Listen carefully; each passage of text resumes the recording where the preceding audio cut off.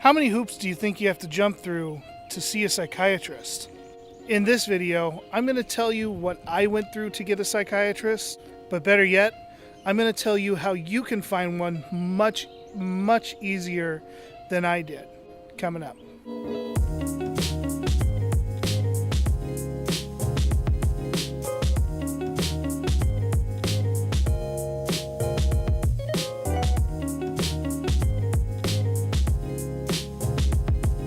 Hi, I'm Daniel, and this is Journey to Wellness.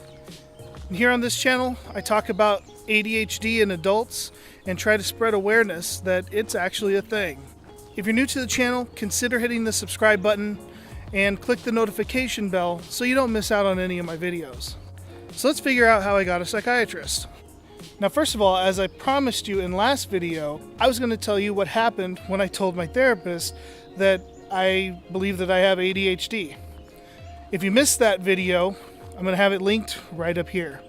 So now, after meeting with my therapist a couple times, I think I met with them 2 or 3 times before I found out about ADHD and told him that I believe that I have this, that everything's lining up.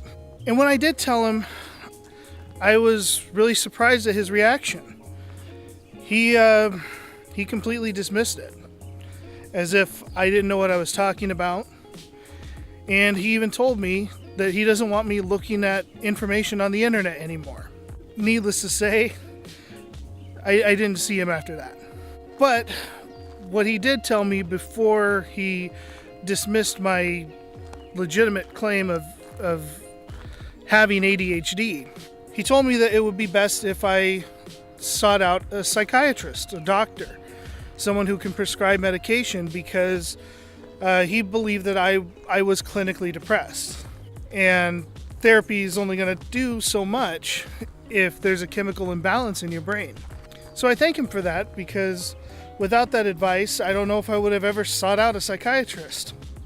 So that brings up the question, how the hell do you get a psychiatrist? They're not exactly advertising out on the street corner or anything like that. My first thought was just to go back to my doctor and ask him, because he would be able to at least refer me to a psychiatrist in the area. So that's what I did.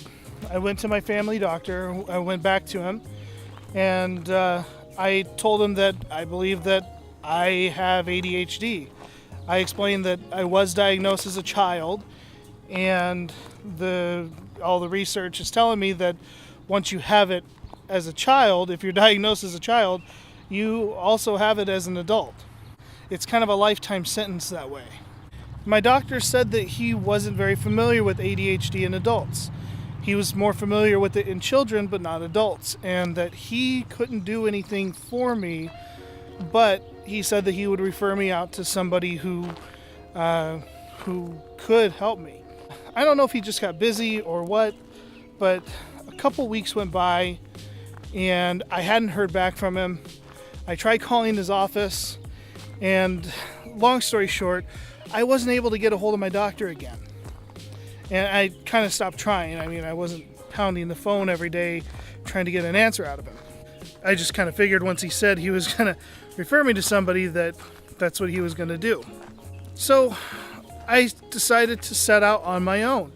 I figured I'll just find one myself. But I didn't know where to turn. I didn't know where to go. And there's a resource out there that I'm going to tell you about at the end of the video that would have been extremely helpful in this situation. But I didn't know about it, and I decided to do things the hard way. And what was that? Well, I decided that if there was anybody that might know of a good doctor, a good psychiatrist that understood ADHD in adults, it would be the leading expert on ADHD in both adults and children, Dr. Russell Barkley. Now, I knew Dr. Barkley didn't take on clients, and so that wasn't my hope. But I did reach out to him through email and asked him very humbly and understanding of his time, and that He couldn't possibly see everybody that would want to see him. But I asked him if he knew of any good psychiatrists in my area. And to my surprise, he emailed me back. Him himself emailed me back.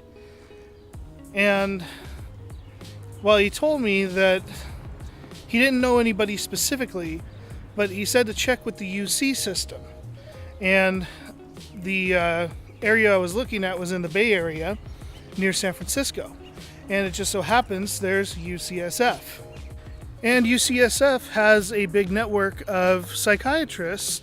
He pointed me in that direction and told me to contact them and see what they could do for me. So I did.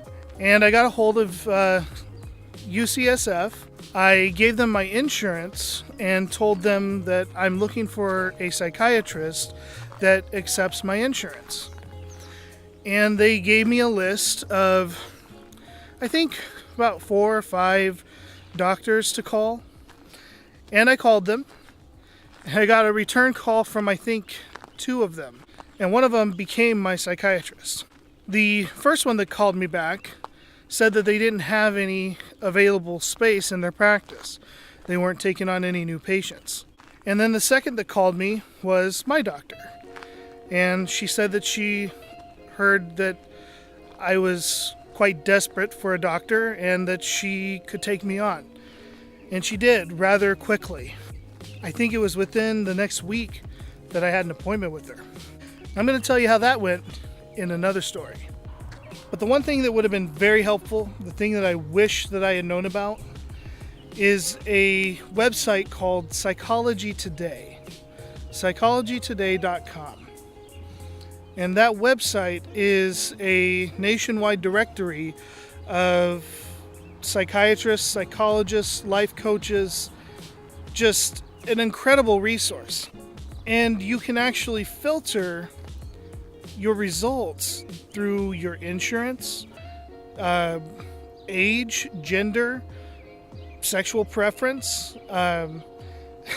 language spoken, race, everything that you can imagine. You can filter these results down to where you can find the right doctor for you, one that you feel comfortable with.